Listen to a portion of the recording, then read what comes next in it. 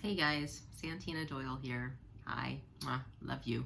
I just wanted to introduce this video before I put it on the YouTube channel so that people who weren't there understand the context.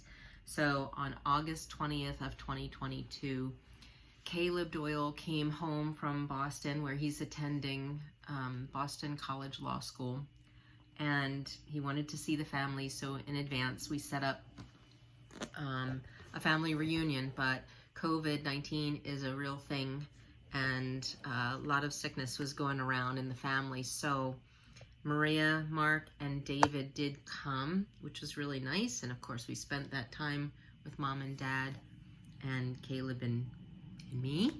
But Tony didn't come. Courtney was sick, or Ryan was sick. I can't remember which. And so the other one didn't want to come. And then Courtney and Josh. Either Courtney or Josh was sick, and then Brittany and Ryan decided not to come as well. I guess they wanted to make sure that they didn't bring COVID to Mom and Dad. So we did have a good time. Dad told some stories, some that we've heard, some that maybe you haven't heard before, and so this is the video of those stories. Enjoy.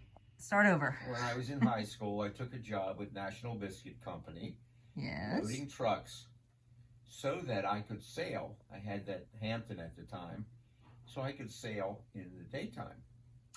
And I loaded the trucks, and the guy who was so-called checker, he was the boss, and I still remember his name. His name was Mr. Wiley, and he chewed tobacco.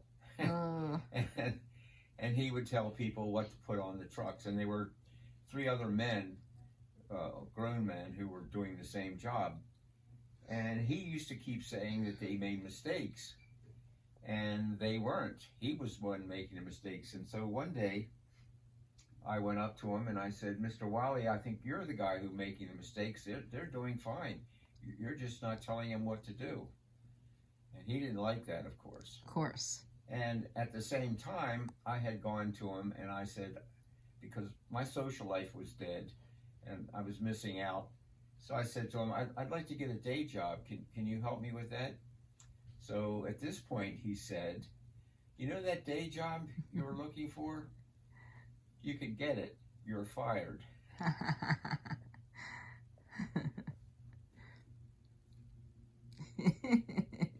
Cut. Bridge. I was on the left-hand side of the street coming back.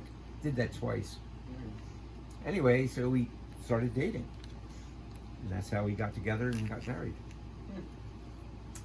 And what was funny too, after we were married, we used to go to theater, Painter's Mill, which was a local theater. We went there and we saw Susan and her boyfriend. We said, hey, how you doing? You know, let's have a drink afterwards and so forth. Yeah. So we were sitting 5 or 6 rows ahead of them, and when the play ended, we got up, they were gone. Never saw them again. A little awkward, yeah. I guess. Right. It wasn't for me. Right. That's kind of cool. I mean, at least it was amicable with Susan and with the Japanese girl, so that's good. Oh yeah, yeah. I mean, you know, breaking off like serious commitments like that, I think oftentimes ends pretty badly, right? I don't know if it's serious or not. I don't think, she didn't push to get married. She liked being there. She liked the PX, and she liked the clubs, Right. and the dancing, you know, the clubs and all that. And she cooked. She did, you know, what was expected. And she was nice. She was a nice gal. I can't believe I've never heard that story. That's a crazy thing. Wait a minute, let me think. Michiko, that was her name. Michiko? Can't remember her last name. Her maiden name. Did she speak like good English and stuff? Yeah, she spoke good English. Dressed well. Light clothes. Didn't drink. Well, she drank a little, but not much. And what else? That's like your juiciest story by far. I can't believe I've never heard that one. It's not the juiciest. Oh, it's not? Okay. All right. Maybe there's others that I haven't heard, but No, you're not going to hear them. That's right. But that, I mean, that's wild. Even just like the beginning of it, like, you know, Susan goes for it, and Jack's just like, well, it's cool. It's no biggie. That would have been like a civil war between friends. in a lot of cases. I never could. She had a brother. I never could figure out her mother. Yeah. I never knew if she liked me or didn't. Right. And is this so? Jack, your friend, or Jack, your half brother? no, Jack, my friend. Oh, your half brother. Yeah, it's confusing because they're both Jack. They're both Jack. Okay. Yeah. Gotcha. Yeah, John, Jack. John. My friend was John Jose Bowden, and Jack was John Edward Fertitta. Jack Bowden was the friend that was on the news. He was a Channel 2 news anchor. Okay. Oh yeah. Yeah, we were together from the age of 6 when we moved to Walbrook. Went to school together. He went in high school. He went to Poly, and I went to Loyola. And then in college, when I came out, went to work at Martin Company, and they pushed me and others to go to college, and I did. University of Maryland, and he was rooming with another friend from the neighborhood, Right. and the friend agreed to move somewhere else so he and I could room together. So we roomed together, and he, Jack, and I both got into radio. They had a closed circuit radio in a Quonset hut at the University of Maryland, WMUC, and it ran over the wires. I mean, it wasn't broadcast. And it had about 4 cells with glasses in between for the studio. And Jack did more than I did, did announcing and stuff. But we had a late night show for, I think, just one semester. So I don't know, you won't know who Bob and Ray were, but they were a couple of dry comedians who did a thing between themselves.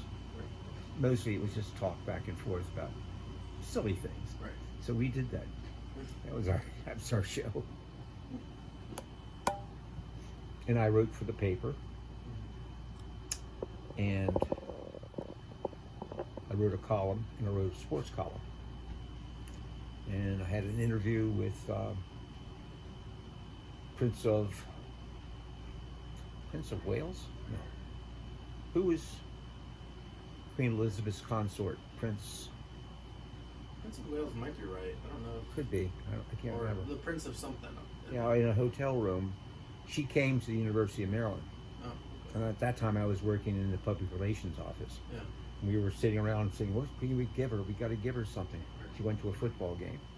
So the secretary said, we'll give her a very famous crystal company, Crystal Bowl. So that was presented to her. Oh, wow. And I got, for the paper, I got an interview with the Prince. I still have it, as a matter of fact. Got a whole page interview with him in a hotel room. He was great. He was a really nice guy, very open. And then Jack and I did interviews with whomever. We interviewed Kennedy. He was a senator at the time. Interviewed Gillespie. Who's the other black piano player? Count Basie. And Jack did the interview, and I did the recording. And then we would play it on the radio station. And I used to get up. So it was about 11:30, sometimes 12 o'clock. Go to the printer to proof the newspaper. And back then it was all set in lead type, and I had to read it upside down, as a matter of fact. And it got good at that. And what were the interviews about? Were you just asking them about, like, if they were in the news for something else? Asking them the musicians we asked about. I don't know. Jack did all the interviewing about their lives and their work and so forth. I don't remember Kennedy's interview. There was a Russian we interviewed. He was I think an ambassador or something. He gave us talk, and I remember it. That was the time when when they were taking Hungary. They were in Hungary, and a Hungarian got up and challenged him, and the whole auditorium booed the Hungarian. And I got a lesson from that when you're at the podium and you're the guest, you've got the upper hand. Yeah. And that's important to remember. Right. Yeah, it was good. Good time. I came out top in my class, and Jack had to go another year. He went 5 years. And I worked all the time that I was there. I worked first in the dining hall, and then I worked, what's my next job? Oh, I worked in the wind tunnel, and then I worked in the public relations office for the next 2 years. And in my junior years, when we got married, and we had an apartment, Jack, myself, 2 other guys, Doug Israel and Klaus. We had a pretty nice apartment with no furnishings. Yeah. We had a living room that was twice as big as this. Right. We had a rug about that big. Yeah, that's it. Yeah. We had a light. The lampshade was a beer carton. But we had rooms and we had desks. Each of us had a desk. Yeah. And it was a good group.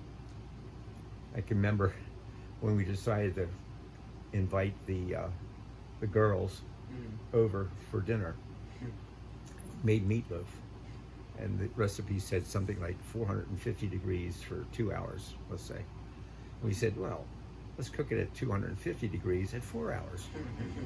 Fortunately, the girls came in time to save it. Right. And we had a list in the apartment of all the things people didn't like. And it was a pretty significant list. And mostly we ate Chinese. It was cheap and it was good. And we didn't do any cooking. As you would expect from a bunch of guys living together. So. Yeah, we did get a sofa from the woman who ran the dining hall, and well, it was just a good time. So while you were living in that apartment with the other guys, you were married to. Before, yeah, Oh, okay. and then while I was still there, we got married. Right. Oh, so you guys didn't even live together while you were married or anything like that at the beginning. Lee and I? Yeah. No, we didn't. Okay. And then Tom Orpwood, who was public relations director, liked me. He was always pushing me. And he wanted me to go into public relations. And he actually got me a job at Xavier University when I graduated as public relations director at Xavier University, Catholic school, small, in Ohio. And I wasn't really interested that much. He was a spastic, and he played the piano. Can you imagine? Played it very well. Yeah. Remember Tom Orpwood? Mm-hmm. And in my junior year, Andy Young, who handled, No, listen, one time. Hold on one time. Listen. he handled the public, well, It matches your dress. Oh, clever. the little advertising group for Westinghouse, Air Arm at the time, came out. Tom arranged the interview Green. because he had asked Tom. Matches the green. He also went to Maryland. Perfect. Asked Tom if he had anybody he would recommend, and Tom recommended me. We had lunch, and he said he'd like to hire me, and I gave him a letter of intent, and I never interviewed for a job. So where you buying your dress? Not in my junior year or senior year. And of course, everybody in senior year, they're always interviewing and so forth. But you had it locked up. I had it locked. Yeah. And I went there, Recording them. like How are you? Jim Shover was the other guy, and Andy was great as a boss. We had a beauty queen, Bev, for a secretary, and the people were great. And 2 of my cousins worked there, and one was sort of the logistics man, and the workbench that I have downstairs came from him, and many other things. And sometimes our paychecks would get mixed up, but it was great. These guys were good. And then Jim left. Another guy came in. Wasn't so good. Alcoholic. And then I got promoted to go to Pittsburgh.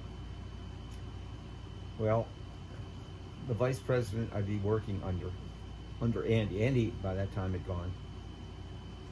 And I was supervisor of the group.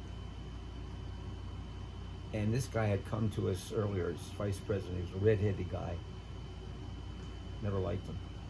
And he was going to tour a clean room. Why? Because he had red hair? No.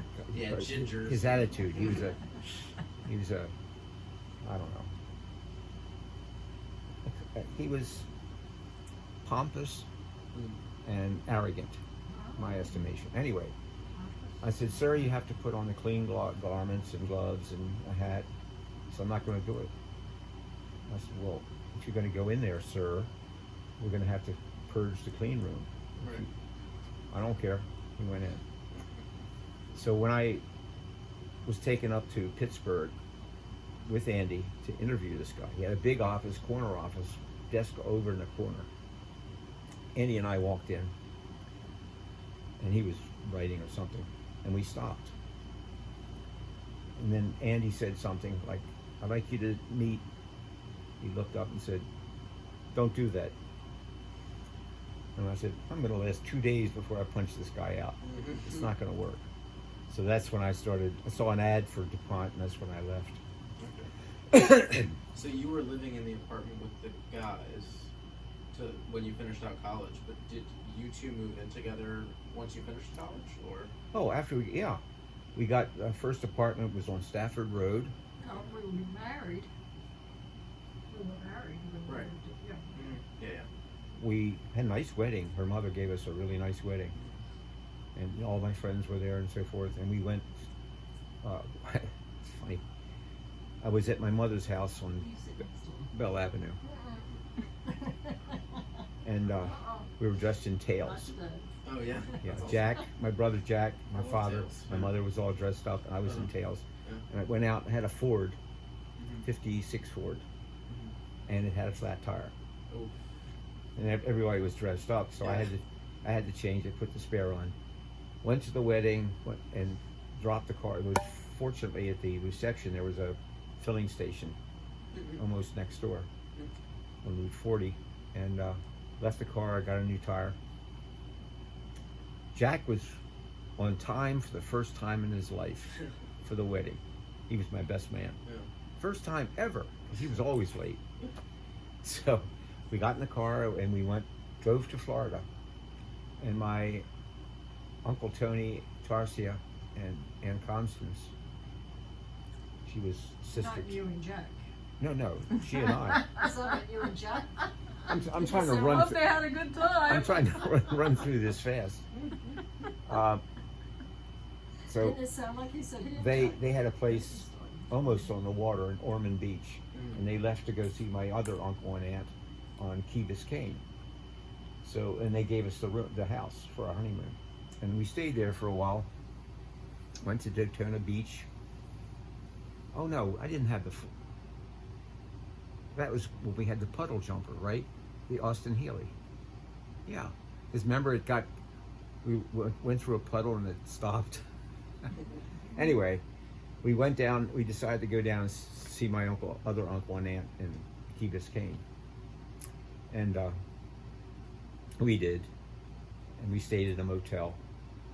And I wanted to go to.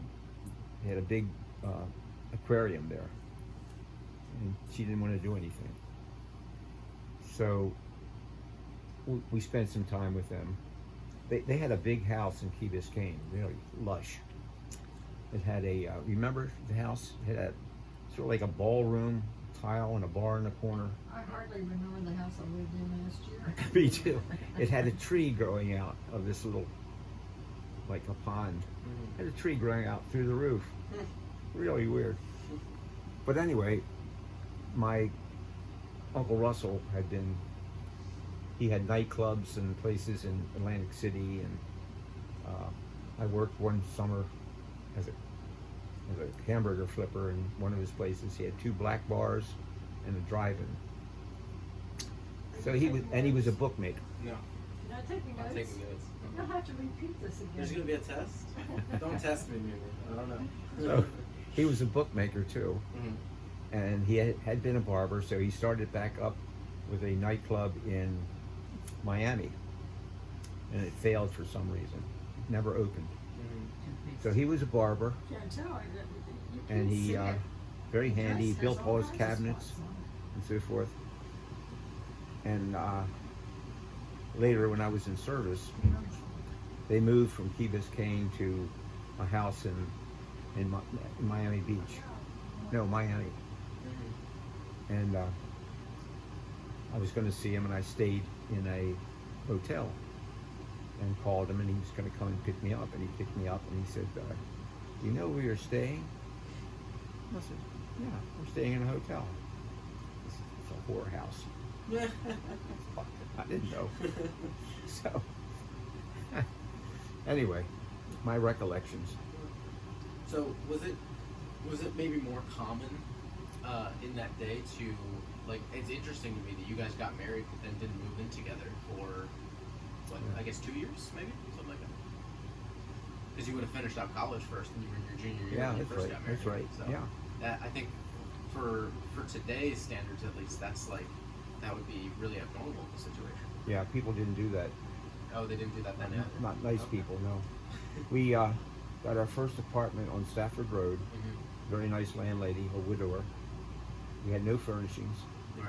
except her mother gave us a bed. So we had a bed. There you go. And To start. I'm trying to think. So did you guys just write letters to each other in that 2-year period before you moved in together, or see each other? Or? Oh, we saw each other. Oh, okay. We dated a lot, went to dances. Oh, okay. So she was close by. It wasn't like. Well, she was in Baltimore, Mhm. not close. No. And when we moved in to the first apartment, I would commute back and forth Mhm. every day. Right. I got jobs all the time. I got a job in a record store. I got a job as a bodyguard for this merchandising company next door to my father's shop. They sold only to blacks on time, you know, a nickel, dime at a time, whatever. And he was afraid of guns. So he gave me a gun. And I was his bodyguard. Right. And then at Christmas time, I had jobs like the record store and so forth. Had a lot of different jobs when I was in college and afterwards. And Lee worked. She worked as a secretary for a lawyer. Yeah, I remember. And so I can remember the first thing we bought was a $900 Zenith television. Mm-hmm. It had a clicker, not a remote, but a sound clicker. You click these buttons and it changed stations. Okay. We put it in our bedroom. And that's where we were when my father died. We were watching television in bed. And then we moved in, briefly we moved in with my mother. So she got settled. And then she always wanted to live in Oakley Village, an apartment complex, garden apartments. So we moved in there. I can't remember now. I was working at Westinghouse at the time. So Tommy Hahn lived next door. Jim Aldridge was a weatherman, it was like a horseshoe and a green thing. And Burke Barrett lived on that side. And they were golfers. Burke was a son of a judge. And I can't remember what Tommy did, but he was a good golfer. He was thinking about turning pro. Really good, yeah. And Jim was pretty bad like I was, but I took up golf. I became the foursome. An obsession. We played golf, we played every day, because Carroll Park was only a few blocks away, Right. a 9-hole golf course.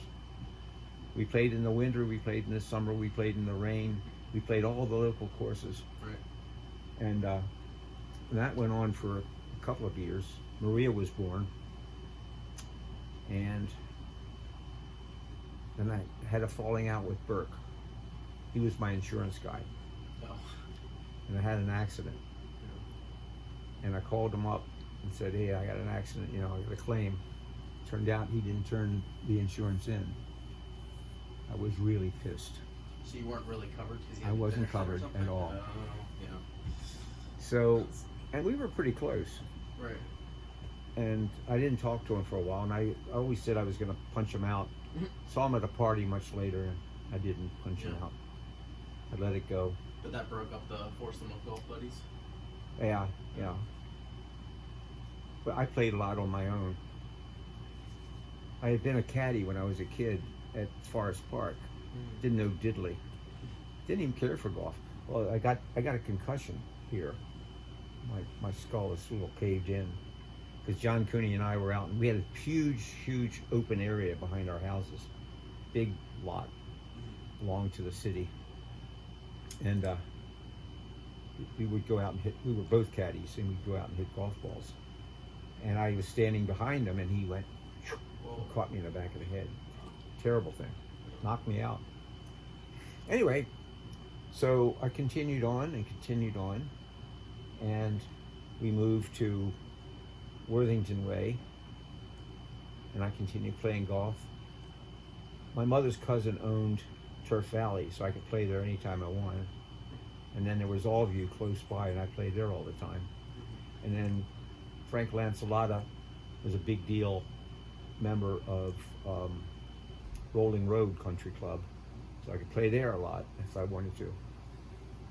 And so one day I was playing the back nine. I was a 5 handicap at the time, and I was doing, I enjoyed it.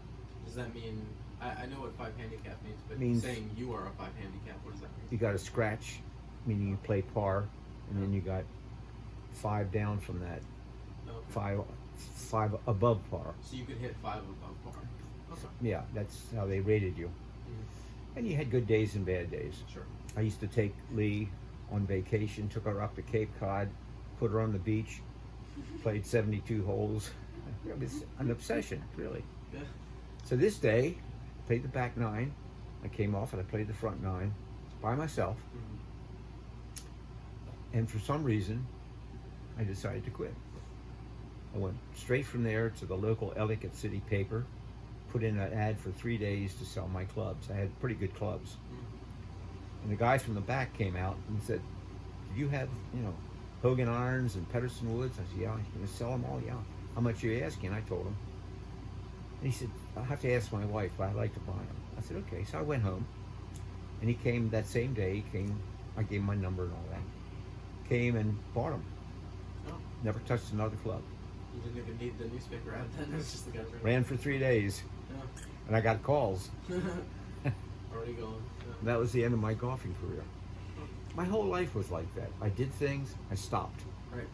Tennis, I played until into my 70s. Nope, never touched golf again. But you don't really have like a reason in your mind for each one of the times you stopped. You just did. One Nope. day it just was no longer fun. Different reasons. The railroad stopped because they wanted to get rid of it, and I wasn't there, and the guy who was there gave up, and they tore it down. Yeah. I was sick at the time. Wouldn't have happened if I was there. I would have gotten at least $9,000 because we moved from one room to another before, and I got a couple $1,000 just to move at the center. But that was over. Just like so many other things, like football, baseball, basketball, softball. I did play a little bit when I came out of service with the group, and when I was at the senior center, Ray Hall, who's now president of the senior center here, said, "Come on out, we got an old man softball team." And I went out and I played just one time, and I quit. Had a good day, and they all wanted me to come back. He tells me now, and he tells other people how good I was. Anyway, that was it. Never played that again. But I in service, I was on 2 teams. In Wichita Falls at Shepherd, I was on the team, second base. And after I left to go to Korea, they won the championship. We had this big Mexican professional softball pitcher. I eat crackers at second base on it. He would strike out 9 in a row. And we batted against him in batting practice, and we were good hitters. Right. And we had a second good pitcher. We had Morales at third base, had a great arm. And this other guy, I can't remember, played center field, had a great arm. And we had 2 guys on the bench, I thought, were better than me. But the manager was a captain. He wanted me. And I can't remember what I did. I remember a couple of incidences. I remember putting this guy out at third base because they switched me to third base.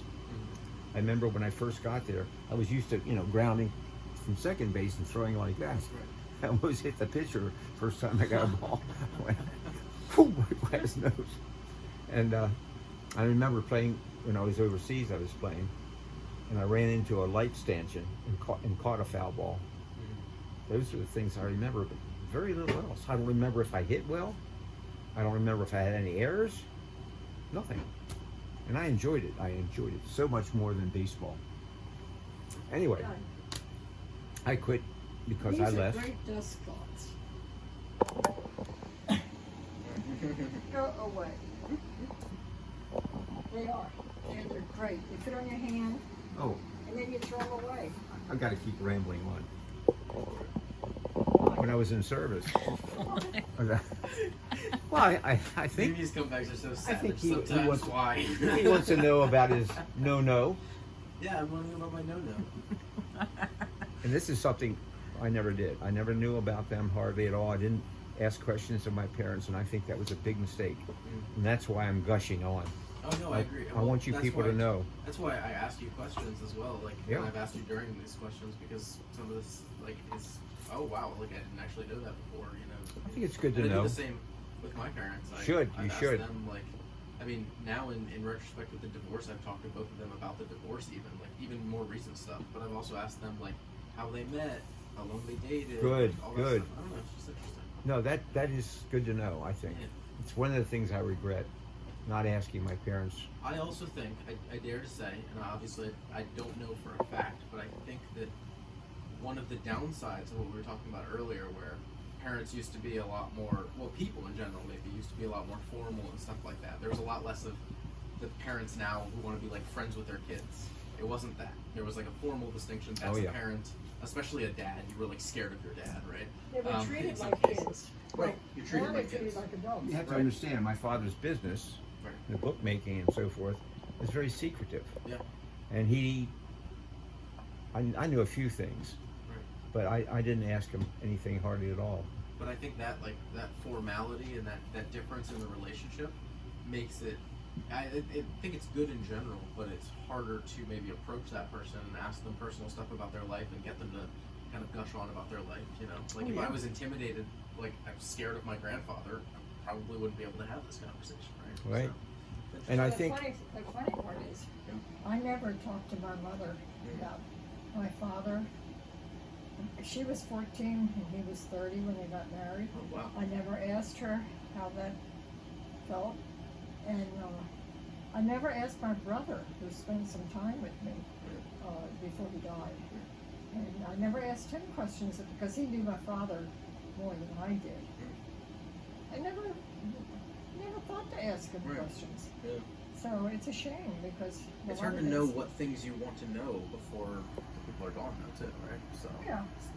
it's I'm just curious. I was It feels like we're in a YouTube video. What is this? What are you doing? It's going to be on social media. You Better look. not be. It won't be. I was before She knows better than the Everything on else. social media. when I was still in the barracks. This goes back to doing things and stopping, doing Right, things and stopping. I took up fencing. Right. Had I think 1 or 2 lessons, and I was in my kimono. I wore a Japanese kimono in the barracks, and this guy I knew vaguely said, "Hey, let me see those things." Well, I had my 2 foils. I had 2 of them, Right. so I gave him one. His tips weren't on. I had glasses. I wore glasses then, and he started going like that, and I wasn't prepared, and I wasn't any good anyway. And he caught my glass and broke the glass into my eye, Ooh, jeez. and I was in bad shape. So I went to the doctor, and they worked on it a little bit, and the doctor said to the technician, he said, "Forget it. He's going to lose the eye." And the technician said, "Do you mind, sir, if I work on him a little bit?" I said, "No, go ahead," the doctor said. And he worked with me. He doped the eye and he took glass out and he put salve in, put a patch on my eye, and he kept working with me. And for days afterwards, I'd wake up in the morning with this salve, you know, in my eye, and I'd take little pieces of glass out. But the eye wasn't cut and it wasn't damaged. So it turned out this technician, whose name I never knew, saved my eye. That's so lucky. Wow, that's awesome. And then I took up kendo. The houseboy's father was the prefect of police in the area, prefecture. They had like wards, and he was a kendo master. And Mike, the houseboy, took me to his house for dinner once. He had this big room, tatami everywhere, of course. He had this big, long, a room about this big, and he had armor, Japanese armor, on dummies all the way around the sides. It was, never thought to buy any of it. Anyway, Mike taught me, I gave Mike my Rawlings baseball glove. Japanese loved baseball at the time, and he was enthralled. So he taught me kendo. Kendo sticks I gave to David. I had them here. You know, kendo, and I wasn't that good, but I enjoyed it. And then that stopped. Went on to something else. Jelly pissed me off one time. That's not bad. 18 years, that's not bad. Did you guys have like a mother-in-law suite for her? Bedroom. Oh, Next to the bath. Sweet. yeah, mother-in-law suite. No, mother-in-law suite. Bedroom. Yeah. And I came home one time. I had gone out shopping. The kids were young, very young, and I'd gone out shopping, and I didn't come home like at lunchtime. I think it's like 4 o'clock when I finally got home, and her nose was out of joint big time, and she said, "I didn't come here to babysit." And I didn't say anything, but under my breath I thought, "What the hell did you come here for?" then?" But I didn't, because she really worked at not causing problems. That's because she had had problems. She'd had problems with her in-laws, hadn't she? I think so, but I'm not sure. But anyway, she didn't want to, so she didn't. But she didn't cook. She babysat when I left. I knew the kids there was somebody I could trust. So she was another adult living there, but she wasn't really like a third parent or anything like that. No, and I had a lot of trips that were great to, good places. And Legion wouldn't travel with me except one time. She finally went to California with me. She didn't want to leave the kids with my mother, and she was afraid the plane would crash and they would be orphans. At least that was her excuse. Oh, that was true. Both of us on the same plane and it crashed, yeah. I was worried about that. You think about that when you're a parent. Crosses your mind. Yes, you do. So I'll Men end don't up think with about it, but women do. Yeah, probably. long period without sailing, service and so forth. And then I bought, when we moved to the Eastern Shore, I think it was. Yeah. I bought a 22-foot O'Day and started sailing again. And then I bought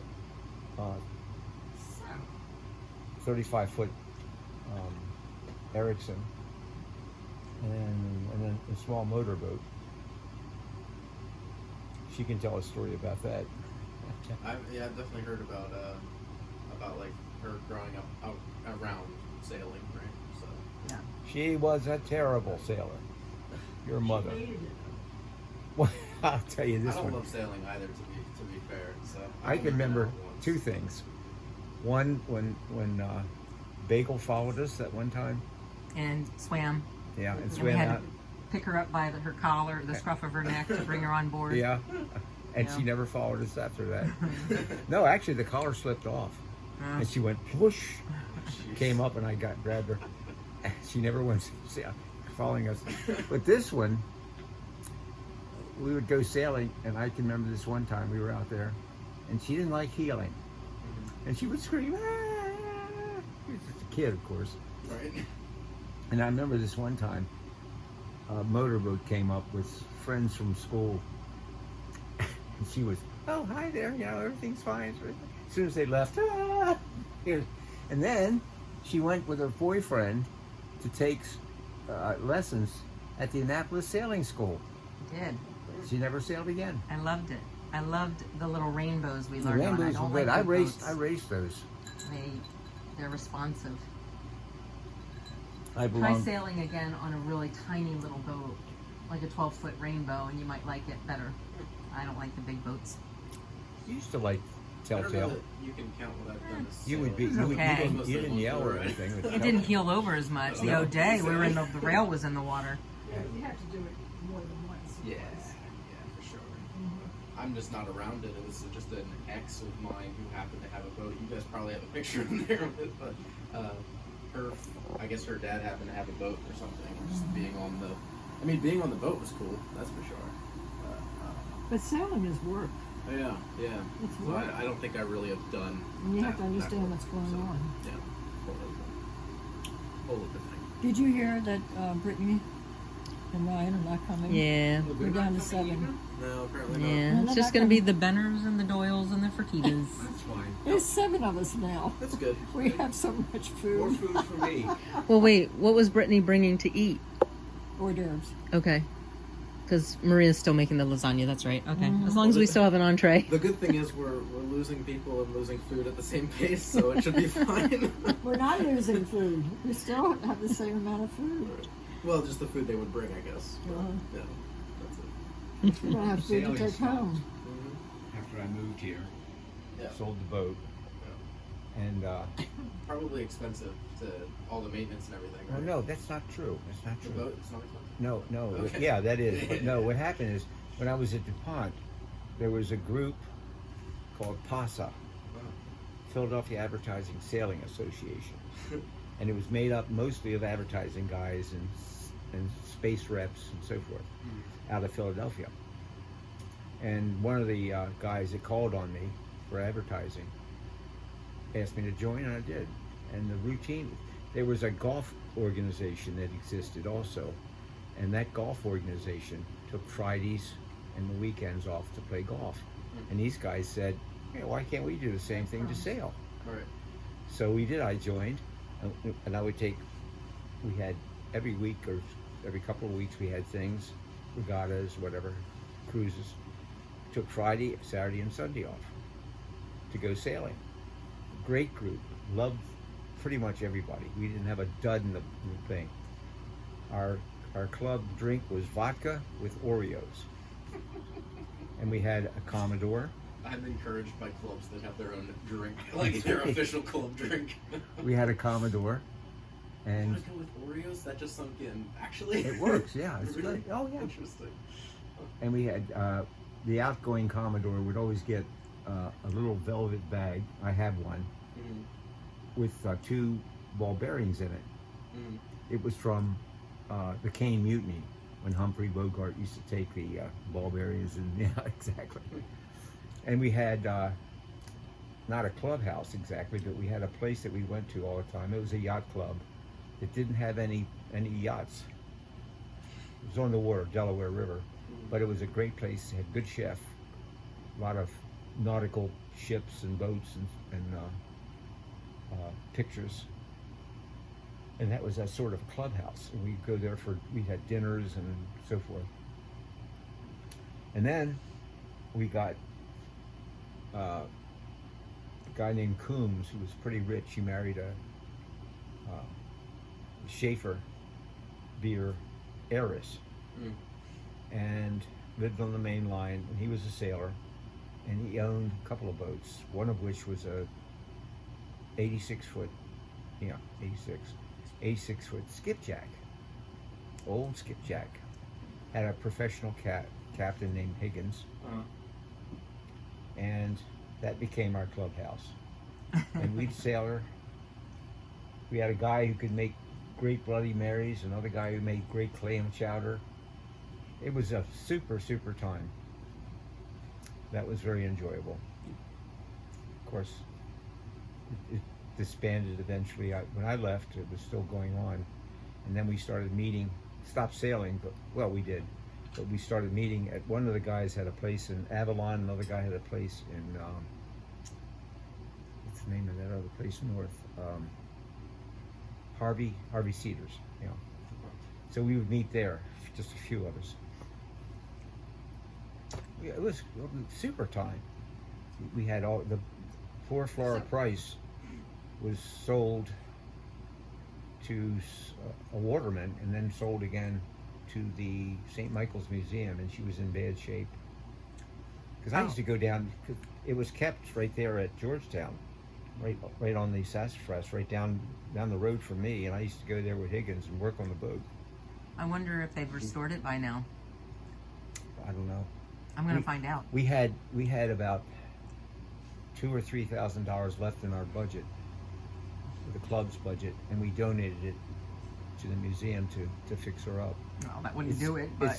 It's sunk. No, just to help out. It sunk once, and they brought it back up. Wow. It was a great... I was going to say, you. Tell us, tell us some of your experiences in your lifetime. Yeah, sure. Oh, wow. Yeah, I mean, that's an open-ended That one. you But can tell us. that I can, yeah. Yeah. Okay, so I'll take out all the drugs, the partying. Okay, cool. Yeah, Yeah, I'll yeah. take that out. That might be the most interesting part. Right. Well, yeah. No, it's not. I was gonna say that takes up about 75% of what's happened so far. I was like, I don't know, but Let me ask you this. yeah. Are you encouraged or pushed to do drugs in No. college or before you went to college and school? No, I've had well. It depends who you have around you. That's for sure. Mm-hmm. Because I've known guys who are like, "Come on, just try it," kind of guys, and then. You know, with all guys, it's quickly established that I'm like the boring one, and I'm like, nah, I'm good. And then there are some guys that will push, but it's actually pretty rare. Most people are just like, do you, as long as you're not going to like rat on me, I'm happy, and they're happy with you doing it or not doing it. My current roommates both smoke weed, and both really enjoy weed. We're in a legal state, so they're able to be a little bit more open with it there. And both have, you know, of course, invited me in the past and asked me if I wanted to And why smoke with haven't them. you? So, I think that it's possible in my lifetime that I will try weed, but right now, before 25, I haven't fully developed my prefrontal cortex, which is definitely affected by weed, given the research that we have. Right. I've also seen, stereotypically, it is true for the majority, maybe not everyone, but for the majority, like, yeah, you smoke some weed, it'll at least make you dumb while you're smoking it, if not for a little while after as well. Because I try to have conversations with these guys, and when they're smoking, they are the driest conversations that I mean, it's like, I try to ask an interesting question, because I've always seen in movies and everything like that, you know, when everyone gets stoned, they have like these weird thoughts, like, hey man, what if the sky was like purple? And then everyone's just like, whoa. But so I tried to ask like philosophical questions. I'm like, guys, what's the meaning of life or something like that? And they're just like, I don't know, dude. They're just like, they give me nothing. So I don't really want to be like that. I also don't really want to be out of control. That's why I haven't been drunk either. Same reason. I always want to be in control. It's also why I drive all the time, even if it's mom, friend, anything like that. I do the driving. Just a control thing, I guess. And yeah, so I guess I'm worried about like, I'm also worried like, what if I like weed that much? I like weed enough to let it lessen my motivation while I'm in law school, and then I start not caring about law school and jobs. Good thinking. Yeah. I always wanted to, well, I did try it. Yeah. When I was a kid, Yeah. a teenager, on a double date with a blind date. We were going to dance at Gwyn Oak, and they had what they called bombers back then. I don't know if you know what that is. I've heard of it, but I don't know what it is. It's a homemade. They're machines that made cigarettes, and they would make a tobacco and marijuana cigarette. Oh, yeah. Looked just like a regular cigarette, Yes. with cigarette paper and all that. And it was called bombers. And this gal, my date, I was driving. This gal gave me one as a cigarette. I used to smoke, well, not too much, but off and on. So I was smoking and driving, and she kept saying, how do you feel? How do you feel? I feel fine. You know, smoking. Anyway, make it short, it didn't affect me. Later on, when we were in Delaware, I played table tennis in 2 clubs, and we'd go to this bar. It was filled with marijuana smoke. Didn't affect me. And a neighbor and a friend and a guy I work with, I gave him business in advertising. Gave me, I've forgotten how many, 5 reefers that he called Mexican Gold. He said, you gotta try these are really good. So one night, I was in bed, and I smoked all 5 of them. Nothing. I mean, I went to sleep, but I had no effect at all. So I'm thinking maybe I'm immune to marijuana. But I'd like to try it now. Well, these days, as you know, it's a lot stronger as well. The THC concentration is a lot higher. So, I mean, obviously, it doesn't sound like, based on the way you acquired it in the past, it wasn't exactly like you were buying it from a shop, so you don't know how much THC concentration it had. But now, yeah, it's definitely, it's usually pretty quick when, at least when my roommates are smoking, and my one roommate is like a everyday smoker, so he gets like, he has to smoke quite a bit more for it to hit him. My doctor said he would give me an authorization. I'm sure you can get a medical card. Yeah, and I looked into it, and you had to pay $50 and I don't know, fill out a form. Yeah. And I just said the heck with it. Yeah. I'd like to help. I think it might help me. Then why don't you pay the $50 and fill out the form? Well, maybe I will, but It's going to be, there's a cost to it. It's not free. well, I have so to find. you pay for it. Have to find the dispensaries and go there. And We buy did it. Google Maps, and I showed you 15 yeah. dispensaries around I know, here. I We even know. talked about where they were. Maybe I will. I don't think so, but Maybe Caleb will bring no. Across state lines? Not gonna transport drugs It's legal in my for state. PopPop. You come visit me in Massachusetts and we'll talk. But I always it's not thought legal I across could buy state it and put it in the pipe, not make cigarettes out of it, but No. smoke it in the pipe. No. I even tried smoking marijuana. I probably did. I tried smoking oregano once. That didn't work. Well, I have another question. Are you aware of what is coming across the border now? These candy-looking things that have fentanyl. Are you aware No, of I You don't watch the news, do you? no, not Well, really. China, of course, is supplying the fentanyl, Mhm. and they're coming across the border. Mhm. Are these? They look like candies. They're different colors, pastel colors, and it's drugs covered with fentanyl.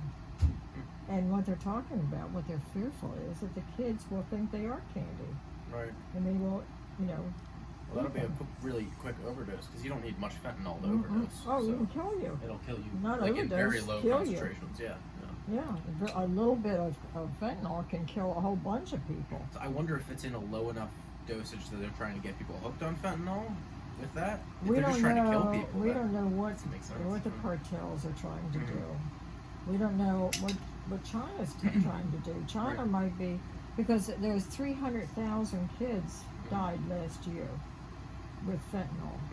Wow. Not kids, they were adults too. Sure. Between kids and age 45, Mhm. 300,000 Yeah, it's a lot. people Yeah. died of fentanyl. I mean, I wonder if maybe it is almost a similar marketing thing to, you've seen this is developed in the last couple of years, but the e-cigarettes, the Juuls and things like that, Mhm. and the different flavors for them. You can get, bubble Yeah. gum flavored and Right. cotton candy and things like that, right? And there was a huge pushback against that because it's like you're marketing to kids, and now Right, now they- you can only get them some places. They were aiming at the kids, actually. Yeah, exactly. Yeah. So, I So- wonder if it's maybe like a similar thing on the drug side. Well, the cartels are just sending it over. They don't care who buys it, who gets it. Yeah. They have they're making billions of dollars in this country. Yeah, but it doesn't make sense to kill your customers because then you don't get repeat business. It doesn't matter to them. They get more customers all the time. Guess so. Yeah. Because they're, you know, if we leave it up to China, they're trying to get rid of us completely. Yeah, mayhaps. They're doing a good job, huh? Yeah, maybe. They might be. Who knows? Well, they're buying all this property. Well, they're definitely economically going to dominate us. Whether they want to like wipe us out, I don't know. But definitely economically for sure. Yeah. Because I mean, the rate their economy is growing versus ours, they'll pass us at some point, and they're going to own 50% of the country and X number of our debt. And Like, they'll be feeding us. Once you rely on another country to feed you, you belong to them. pretty screwed. Yep. Yeah, they buy all this farmland. Unbelievable. And next to, what do you call them? Armed services? Oh, bases. Bases, Next to bases. yeah. Oh. Next to bases, a lot of them. It's like a Red Dawn kind of situation. Then it's like, when are the paratroopers going to go? Didn't I hear something about Bill Gates bought up a whole bunch of farmland because he was trying to preserve to it? try to protect it from Chinese people buying it? That's funny. Either that, that was or his when reason. apocalypse comes, he's going to have food. Yeah, or that, right? He's helping China, so I'm not sure that it was to avoid them from buying it. How is he helping China? Well, he's allowing he's dealing with them so that they use what he has to offer. Yeah, but he has business interests there, like so many other people. Yeah, he's a global. Microsoft is a global company. Well, anyone that's big, any big companies kowtow to China because of how big the market of China is, right? Oh, yeah. That was the whole thing with LeBron James too, right? He was like super anti everything in China until he went and played a game there, and then all of a sudden he shut up, and everyone was like, "Wow, you're such a hypocrite," because he went to China and played the game. Well, he's got so many Chinese fans. That's one of the things that I follow. Have you guys heard of esports before? No. Online video games, sports and stuff like that. One of them that I follow is huge. I mean, millions, maybe even billions of people play it across the world, but the hugest market is in China, and there's constantly drama in that esport because it's a nation or a global esport, but the tournaments and things like that are often tilted in favor of, or they give favorable position to the Chinese teams because that's where the fan base is. So there's power to having that much population, that's for sure. You can drive culture, economy, media, a lot of things. Partly by Bernice Brown, who was our black maid. She was like my second mother, and I loved her because she was my second mother. When my mother worked or when she didn't work, I was with her until I was 18 and went into service. Then she left, and I don't know what happened. But she used to call me on my birthday every day. I never knew her family. Anyway, one day, Vernon Cohn, who lived across the street, was a year younger than me. We used to play, and we got into a fight, and I beat him up. And his mother came out and slapped me. And I guess, remember this oh, you know, she okay. comes out, she comes out, and she's all, I remember that. No, that's a good one. Well, yeah, I mean, she defended you like a mother would, So, Yeah, exactly. They sued, and we sued, and then the whole thing dropped. Yeah. That's what we call frivolous lawsuits. Yeah. When something like that happens. Does not matter.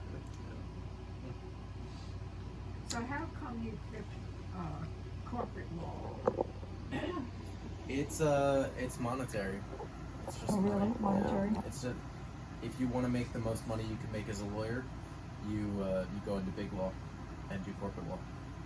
It's really, unfortunately, that simple. I don't know that I don't have a passion for it, but I don't have a passion for it. It's not what I want to do ultimately, at least at this point, unless I find my niche in there maybe. But the way law school is structured is your 1L summer is not really super important. So that's this summer. So you can kind of do whatever. But then your 2L summer dictates a lot of what you're going to do afterwards. So you apply during your 1L summer for jobs in your 2L summer, and then if you get with a big or even mid-sized firm during your 2L summer, if you do it, I don't even know that you have to do a good job. You just have to, like, I don't know, not like bring a gun to the place, and they'll offer you back basically. So you'll have an offer for after graduation locked in at the end of your 2L summer, and then you go for your third year. You already know you have a job. You graduate. You work for them, pass the ball, all that good stuff. So a lot of people are attracted to that because over the summer you can make. They pay you proportionally to what the salary is. The starting salary is $215,000. So over the summer, you can make like $50,000 in 3 months or something like that. So a lot of people are drawn to it for that, and myself included, as well as having like the security of having the offer and not having to apply again for after graduation. So yeah, I think that's basically what you're working for an outside firm. The kinds of firms and corporations hire when they have a problem. Yeah, This definitely. DuPont had lots and lots of internal. Yeah, in-house counsel, because each company will have their in-house counsel, but They don't do anything except hire the outside. right, yeah, for the most part. Or if it's like, No, if it's well- really, it just depends also, because I think for specialization, that's when you hire the outside firms. It's like, our in-house counsel is not schooled in this area of the law, but let's go over to this firm that has 1,500 attorneys. I'm sure they have someone, you know? My lawyer, Scott was his name, called him Dr. No, and he reviewed all our ads. Oh, And he didn't want us to say anything. of course, yeah. You know, it was a battle back and forth all the time. To get him to approve something that meant something. Right. Yeah. It was funny. Do you follow any of the political things going on with lawyers and the president and the Loosely. administration? So I was at my dad's.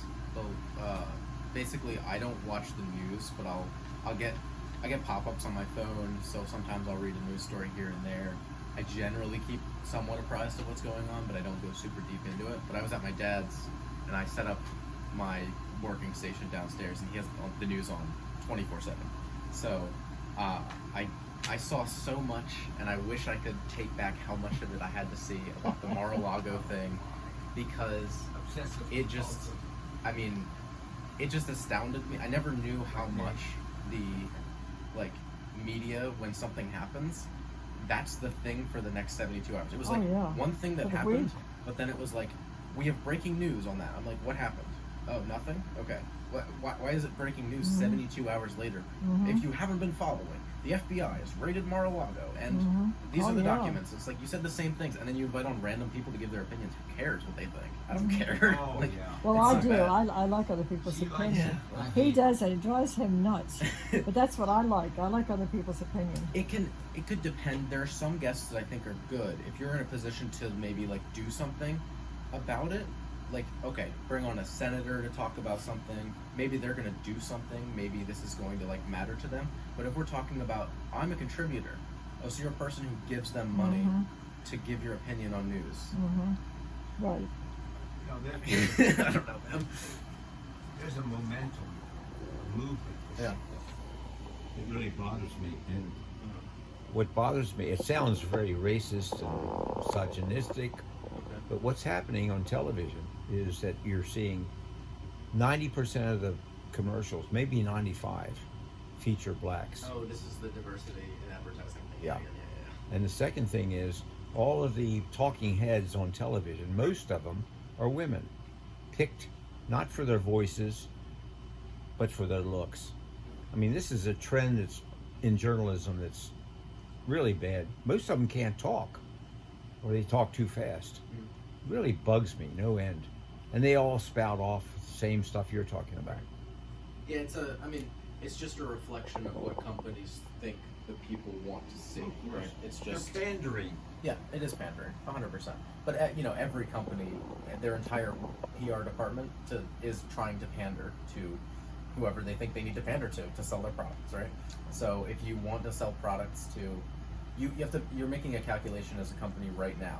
You're saying, I will be able to sell to people on the liberal side of the spectrum if I do these performative Right. diversity things. Right. And hopefully I won't do too much of it to piss off the conservative people. And they'll still shop here too. And there you go. Well, because out of guilt or liberal, yeah.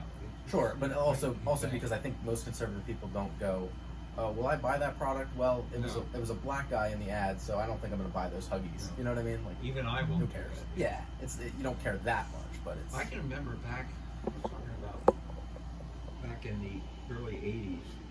We had one black guy in the advertising department. Good guy, liked. We had two, but the second guy was a phony. They got rid of him because his resume was all wrong. But this guy was small, thin guy, liked him a lot. And then they hired another black guy, two more. And these two used to come to my office and talk about the racial injustice that they found. I don't know why they picked me, but they did. And anyway, I can remember we had cocktail parties with directors every once in a while, dinners. I remember this one director saying to me, I wish this guy would push himself more. We really got to get him improved. We got to get him promoted, so forth.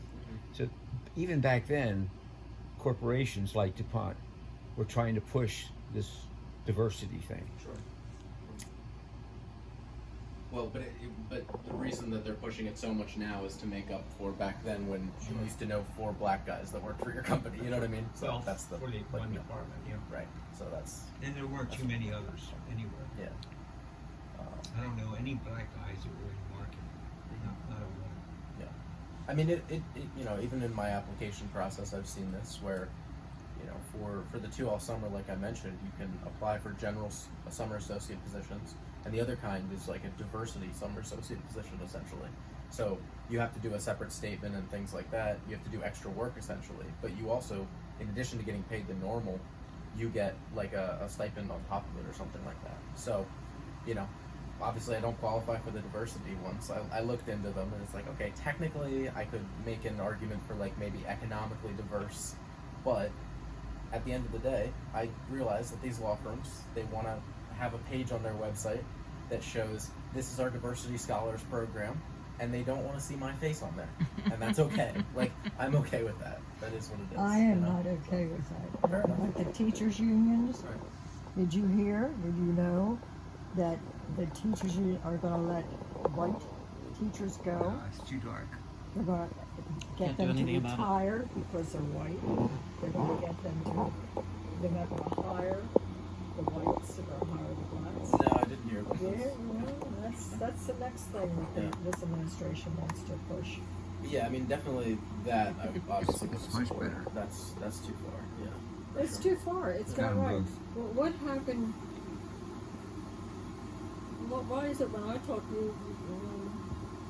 I'm listening to every word. Yeah, I listen to every word that you are spouting off over there, but I don't.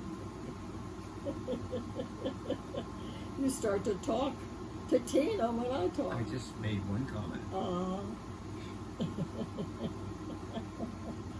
Anyway, it's not. What happened to people got jobs who were qualified for those jobs? It didn't matter. I mean, it was wrong that blacks were not hired. The government did a lousy job of governing the last 50 years. We're supposed to talk politics. No doubt about it. We can That's talk too bad. Tina can block her ears if she wants to. But they did a lousy Is it job. okay with you, Mom, or should I not be? If it engaged? wasn't, I'd leave Okay. the room. All right. So go ahead. Okay. You know. And but it's not fair to reverse discrimination. It's not fair to do that. Agreed. I mean, Well, that doesn't solve anything. yeah. The only place where I think we would disagree is that I think you guys probably see reverse discrimination as already happening. I see that it could be a potential thing that happens in the future, but I don't think we've gotten there yet. I think these are like that proposal for the teachers union. If that happens, then yeah, we're swinging the pendulum back the wrong way too far, which you see happening which is why it's hard to identify myself as a liberal, because we're swinging the pendulum back too far, right? we've said offensive things for decades and decades. So all of a sudden, cancel culture and PC culture are swinging the pendulum way too far, and now we're canceling dead people and like who were who was it the other day that I saw, John Wayne or something. He, you know, born in like 18 something, and he's canceled as a dead person. It's like, yeah, of course he said some racist stuff. He was born in 1800. He was racist as hell. Yeah. Right, of course. right. Like, I mean, did you think that everything's- guy was going to be really progressive and buddy with people who look differently than Do you him? know what I find interesting about that? What's that? Is I'm a movie buff and I watch a lot of old movies. Right. Back in the 20s, 30s, and 40s, Yeah. and 50s. Right. I wasn't aware of it, but they had black people. The liberal Hollywood people had black people. A lot of them in menial jobs. They were either butlers or maids or whatever. So small parts. They had black people in those movies. Mm-hmm. Amazingly, I never noticed before. Now I do, of course. Never noticed. So they were pushing for that kind of inclusion, even way back then.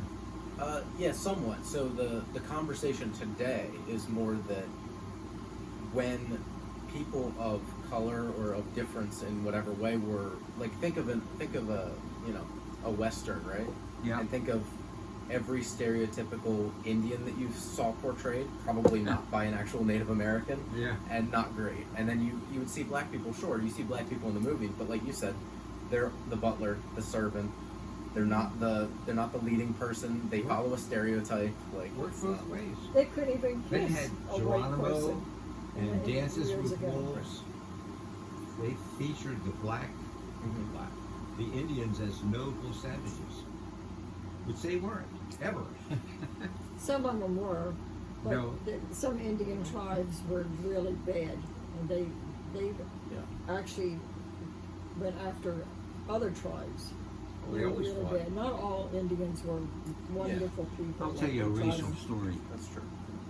When I was in service at Johnson in Japan, the barracks next to me had, down the middle, it had wall lockers. And on this side, there were like 4 or 5 blacks. On that side, they had about 6 or 7 rednecks. The black guys, one of whom I liked, Connor, he was from Baltimore. And one guy had his cousin was Thelonious Monk, the jazz player, piano player. And he would get records before they were released, and I'd go over there and listen. I like jazz, and I would listen to jazz. As soon as that happened, if these guys were over there, they'd bring out their guitars and drown them out. And Connor worked for a racist crew chief. And one day, we were walking along, Christmas time, I think, and a couple of these rednecks were there, and Connor and I were walking along, and one of the guys said, "Merry Christmas, you nigger." Connor went after him into another third barracks. The guy was running behind these cots, and Connor was a strong guy, and he would pick up these cots and go boom, boom, going after him. And I finally grabbed him. Anyway, the guy put in I don't know, said something about it, and they brought Connor up for not a court-martial, but a hearing. And I testified for him, and I told him, I said, this guy said what he said, and and Connor didn't do anything. He was just angry. He got off, and eventually I moved him from his crew to my plane. And it was funny because he and we were pretty close. He and I would talk, and he'd say, "Do you know Tyrone? Lived on Pratt Street?" I'd say, "No, I don't think I knew him." Did you know Jack Bowden that lived in Marlboro? "No, I don't think I knew him." We were carrying on this facade that we knew we didn't know each other because we were all segregated. That redlining didn't exist, yeah. But it was funny because it's what we did. That was prejudice back then. Yeah, for sure. I'll give you another for instance. Yeah. You said that that happened then, not now. Years ago things happened, and people reacted to things differently, say 50 years ago, than they do to things happening now. It's the same thing. The female thing, the women who are suing because someone made an illegal, not illegal, but a bad pass at her. Got to. I can get you the keto ones. Years No, ago, they're when I terrible. worked in an office, They're awful. if a boss or someone you worked with, male, came up and said you look good today, or touched me to pet your arm or something, it wasn't sexual harassment. You took it as a compliment. Right. Now, if they do anything like that, it's sexual harassment. Yeah. I mean, the lawsuits that actually are successful, there has to be something more there, but you can't I get hope so. like the, you know, like slapping someone on the butt, or like, you know, making a really inappropriate comment, like, oh wow, I wish I could, you know, sleep with her or something like that. Yeah, or if someone hit me on the butt, I would have been really upset. Right, and that's a little more, yeah. So I think that, it's because that's the thing. It's a fine line, because of course you want women to have a way to make sure that they feel as comfortable in the workplace as men do, and not like they have to be subjected to anything, right? But at least in the workplaces that I've worked in, you're still able to like give compliments. It's just you know. Yeah, you should be. You really able just to. have to, like, I think that there were some guys back in the day, and probably less now because they probably know they can't get away with it as much. They knew they could get away with it, because what were you going to do? Feel bad about it for a second and move on. But you weren't going to initiate a lawsuit over it. It wasn't going to be a social media post. They weren't going to get fired as a result. Social media There's so isn't much, around. because you don't even need the lawsuit. All you need to do is post to Twitter, my boss just said this to me. Isn't he a creep? Everyone goes, blows up his page, and then he gets fired. So. You want to try a sip of this rosé? Sure. I think it's a little old though. Did Couple you just weeks. buy it? Really? Last time. Okay. It's not as sweet as it normally is. You want to taste it? I don't like it. No, Yeah, I had a boss it doesn't get who old. said to me, Yes, it